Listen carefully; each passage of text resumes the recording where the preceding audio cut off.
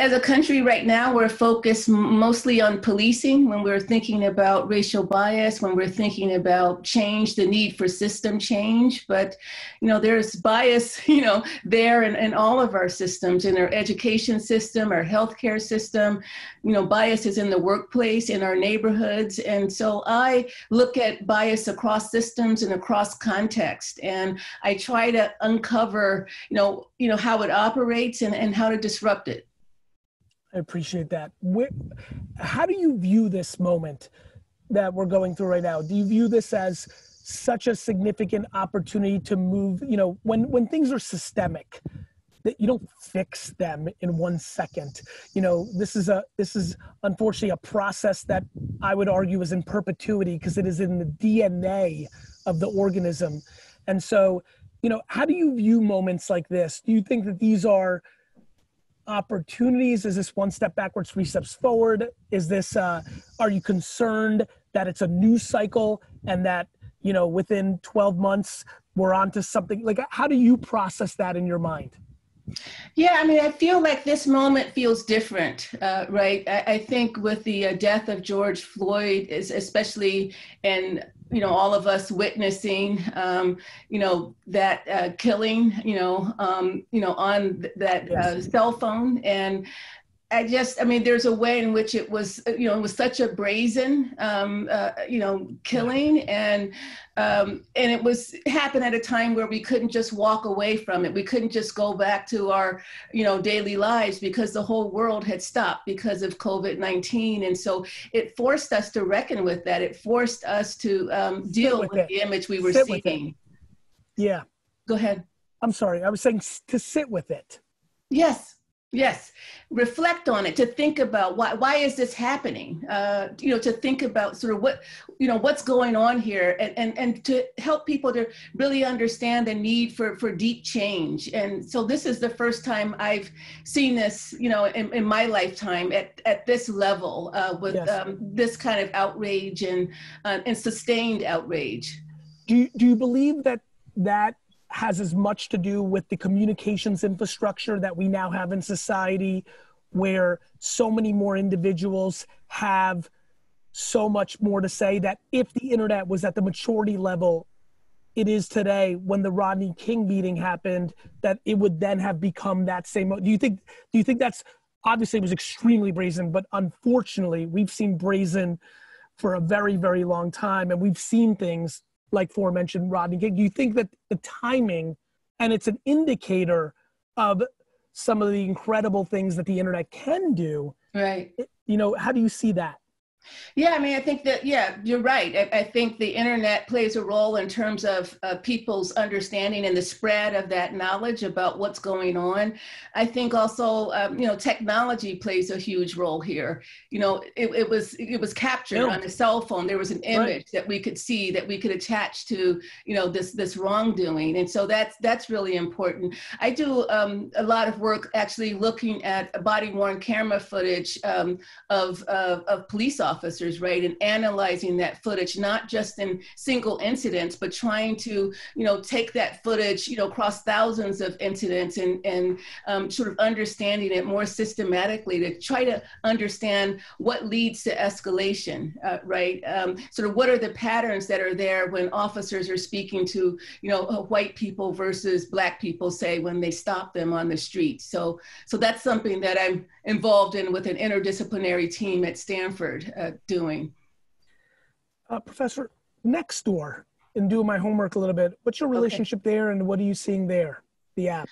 Yeah, so Nextdoor is, most people know what Nextdoor is. It's, this online platform, and it allows neighbors to gather and share information and so forth. And their whole focus is on becoming, sort of helping people to have neighborhoods that are healthier and safer and so forth. And they found that they were having a problem with racial profiling on the platform. And so someone would look outside their window, they would see a Black man man in an otherwise white neighborhood, and they would report him as suspicious, or they would shout out to all the neighbors, right? Suspicious black man in the neighborhood, even with no evidence of any criminal wrongdoing at all. And so Nextdoor reached out to me, they reached out to other researchers to try to figure out how to curb profiling on the platform.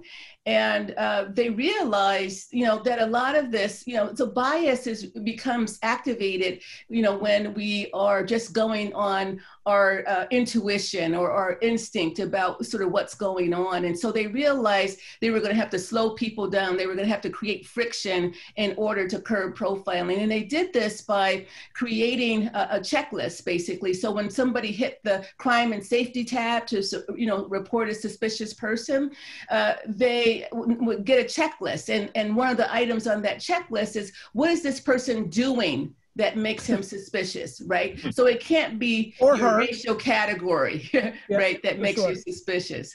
Yes. So anyway, they found, so you've seen those signs in the airport, right? If you see something, say something. So Nextdoor was trying to modify this. If you see something suspicious, say something specific. Because if you double click into what happened at the airports, what happened was if somebody saw a Muslim individual with a long beard, they were reporting when the person was eating a French fry. Right. Right. And this is the depth of communications power to make people perceive things, period, the end. Right. So you have to figure out a way to slow them down and to get them to rethink. Right. And so that's what they were trying here. And they found by slowing people down, by adding this friction, they were able to curb racial profiling by over 75% on the platform. So in some level, a thoughtful filter. Yeah. When you were talking, I was like, what would that be called if we decided to go at scale, almost like a thoughtfulness filter, right? It's like, right. Friction normally bad in technology landscape. In this scenario, good. Right, that's right. Can you show and you see this also in the policing world. You can use the same kind of approach in terms of how to mitigate bias. So for example, we went into Oakland, the Oakland Police Department here in California, and a number of my colleagues and I helped the police department to reduce the number of stops they made of people who weren't committing any serious crimes, right? And we did this by simply adding a question to the form that officers complete when they make a stop. And that question was, is this stop intelligence-led, yes or no? And in other words, do you have prior information to tie this particular person to a specific crime, right? And just adding that question made a huge difference. In 2017, before that question was added, officers made around 32,000 stops across the city. With the addition of this question during that next year, that dropped to 19,000 stops. And African-American stops alone fell by over 43%. Have you, I don't know if this has hit your radar. Are you aware of what happened in Camden, New Jersey with the police department, things of that nature? I've been very, obviously I'm a Jersey boy, so I've been very fascinated. Like, I really genuinely believe that like love is inches more powerful than fear. And I think about it every day. And obviously in times in my 44 years, probably in the last 25 years in my adulthood, like in times like this, whether it's been post 9/11, whether it's right now, I just always think about this incredible fine line between fear and love. It's amazing what fear as a seed leads to incredible amounts of negativity. Yes. Yes, I agree. And that's what gets me into imaging, right? It gets me into like what is being portrayed, Hollywood being a humongous machine for this, and now the internet and humans themselves. Just thoughts on that? I don't know. I figured, hey, if I got the professor, let me share something I've been thinking about. I'd love to get her thoughts. Yeah, I mean, I think with whatever system we build, even if we build it for good, right? So Nextdoor was building a system for good, but it could be taken over, right? It can be sort of used as a vehicle for the expression of bias. And so we want to be really careful about that. Well, that leads to the biggest conversation that's going to get into this world, which is like right now, Facebook is the energy of so much fury. Meanwhile, WordPress, Squarespace, YouTube, Google, every platform is going through the same thing. We're in this news cycle of picking on Facebook for something that every single thing on the internet has infrastructure for, and which is going to lead to, can we talk about human accountability, right, instead of blaming platforms that are just exposing us, not changing us? Well, they're exposing us, but they can also make us worse. They can make us worse, or they can make us better. And I feel like we actually do want leaders to take responsibility here, because they create the social conditions under which we all live, right? And so it's back to your filter, right? Right. I think the question is, we're spending so much time on digital media, traditional media being better needs to be an interesting conversation as well, right? You're right. You're right. I mean, you know, we're asking for Facebook or Nextdoor or Twitter to put in filters, yet every single cable station is, you know, breaking news on CNN is a trigger. Like we're giving it an incredible pass to newspapers, radio, and television. I find it fascinating. Thoughts on that? I agree. And I mean, media is huge here, but I guess I also want to help people to understand that we play a role here as well. I can tell you a story about one of my sons when he was just in first grade, right?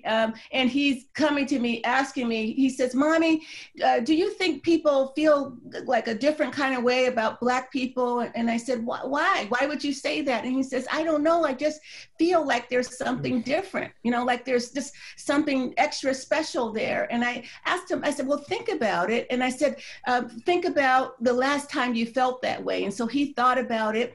And he says, "Oh, well, you remember the other day we were in a grocery store and a Black man came in the grocery store." Now, this is in a mostly white neighborhood. He said, "A Black man came in the grocery store and he said, I realized that people kind of stood away from him a little bit. And it was like he had a giant force field around him." Right, he was really into, you know, Star Wars at that moment in time when he was young, and he said, and then he stood, you know, this Black guy, he stood in line, and he said his was the shortest line for the long time because people didn't want to, you know, stand near him, right? And I said, "Well, why do you think that is? What is it?" And he thought about it, and he thought about it, and he looked up at me, and he says, "I think it's fear." A first grader could get to that, right? And it's not from just watching TV or watching cartoons, right? It's watching us. It's watching 100%. How we move through the world, how we 100%. Treat each other, you know, so 100%. we are producers of this as well. You're preaching. Shane, anything to add to this incredible combo? So people want to help, but they're paralyzed. They don't know how. What does science say? What does the social research say I can do today to correct this? Yeah, that's a great question. And, you know, we are all vulnerable to bias, but we're not acting on bias all the time. You know, the science has a lot to say about the conditions under which bias is most likely to come alive. And so in those examples I gave of Nextdoor and of the Oakland Police Department, for example, you know, that was about slowing down, you know, to curb bias. That was about asking yourselves the right questions. Right? It was about calming down. It was about holding yourselves accountable. You know, it was, those are the factors. So we not only, I mean, a lot of companies and organizations, police departments even, you know, they'll bring in people to do these implicit bias trainings, but we not only need to inform people about what bias is, we need to change the conditions under which bias is most likely to get activated. And so that's where we need to push towards. Powerful. Professor, thank you so much for your time with us. Too limited, but unbelievably appreciated.